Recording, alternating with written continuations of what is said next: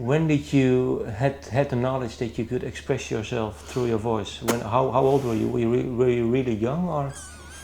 I guess so. I guess I've always been able to do that without realising it. And then I guess since doing this band and it becoming more of a professional thing, and I guess growing older and understanding your feelings, understanding yourself, it became cathartic, became something that is part of me and that will never go away because I need it. But when did you know you had a special voice? I honestly don't know. I mean, I was always confident with my singing voice. I always have been since I was young.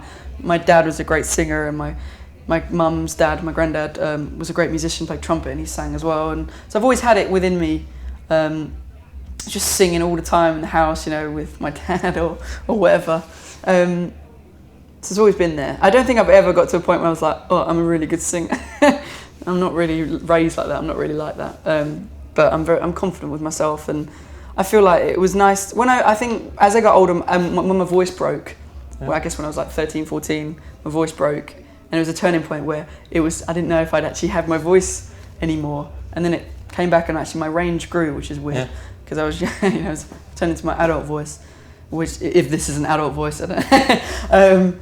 And I was like, brilliant! I can do what I want, and it's a nice feeling being creative with it, because if I think something in my head, vocally, I know I can do it, and it's a nice confidence to have. You know, I can think of it in the spur of the moment on a gig, and I can do it, which is really cool. It's good power to have for myself. There's one thing that when you said, well, I actually dealt with it, and sleeping issues and medication.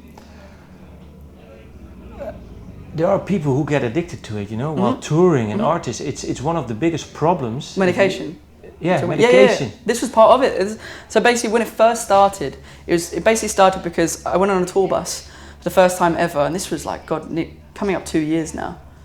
And I wasn't sleeping that well on a tour bus, and I was worried because I had to sing, and that was part of it, because I'm a hypochondriac, as my girlfriend calls me, and it's true. I worry a lot over little things. So I started sleeping badly on this tour bus, and I was like, oh, how do I get to sleep? Went to a pharmacy and just got your, run-of-the-mill sleeping aid tablets. And I got through this tour for a week. I was like, oh, cool, this is fine. I'm not thinking too much about it.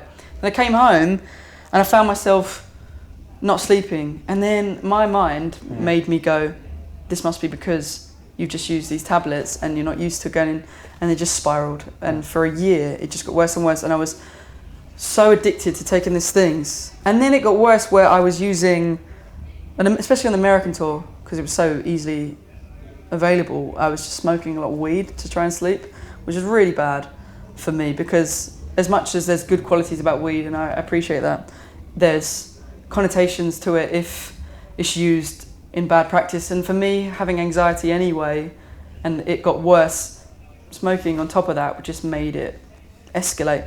So I'm kind of glad I'm off that, And then when I went home to the doctors and met them for the first time, they prescribed me medicine, and I was thinking, do I want this? Is there other ways? Yeah.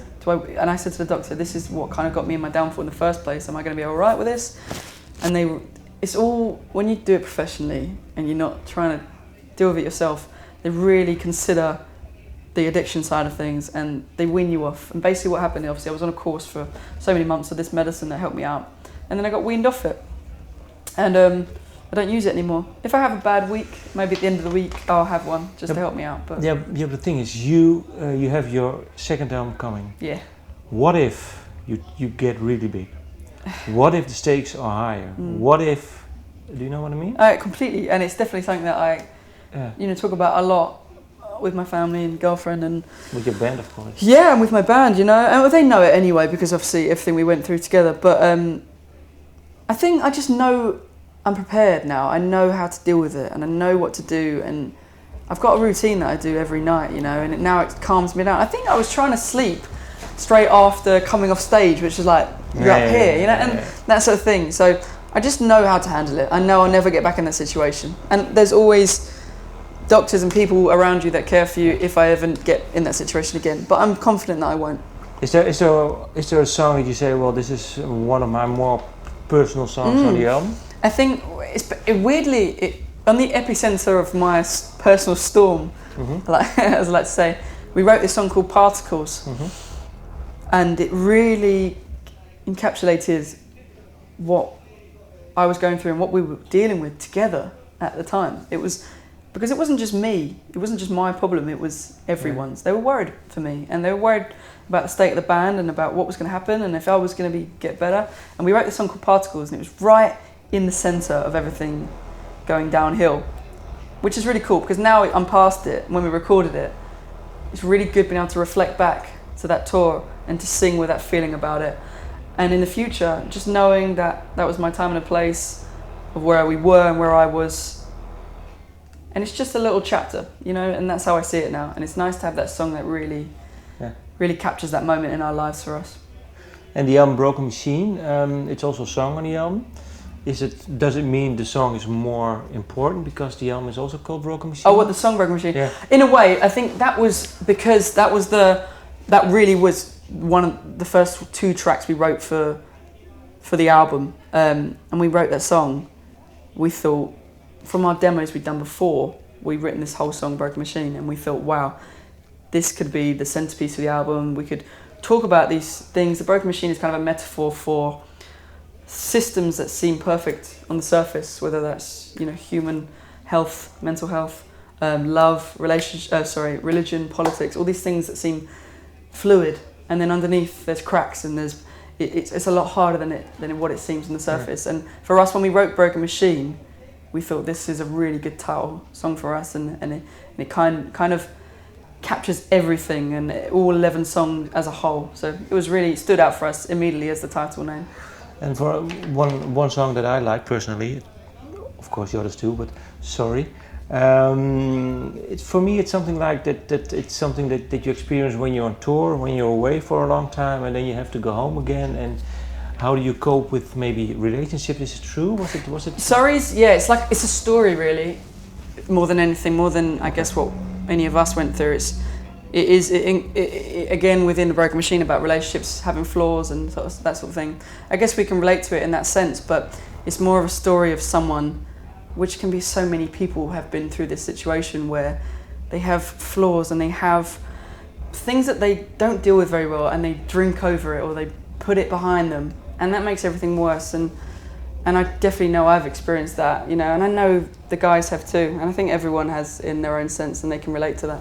What is for you? What is the essence of you in this band, making music, writing songs? What is for you the essence?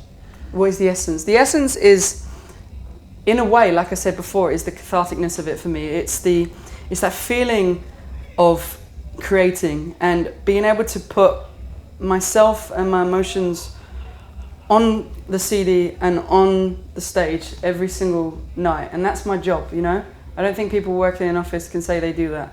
So for me, that is the essence of it. It's the pure love for being able to sing and to do music. It really is that. And are there certain, what do people say to you when they, fans or maybe other people that like your music? That people that like your music, what is one of the nicest things or personal things, or maybe that really helped you? What people have said about your songs or maybe your show? There's, I guess this would be a bit of a shout out, but there's a young boy, and it's a trans boy. His name's Alex now, and he spoke to me about his change and how it felt for him. And his dad was a big influence on him. Spoke to me as well and said, your music, and I think it was I was being open to talk to him about it, and it really, I think, helped him with his change in our music. And I see him every day we play in Holland at the front row, every single time. So that was a nice touch for us, and something that we've always remembered and will always remember. Yeah. Nice to hear. Thank you. Thank you. That was great. I love your interviews.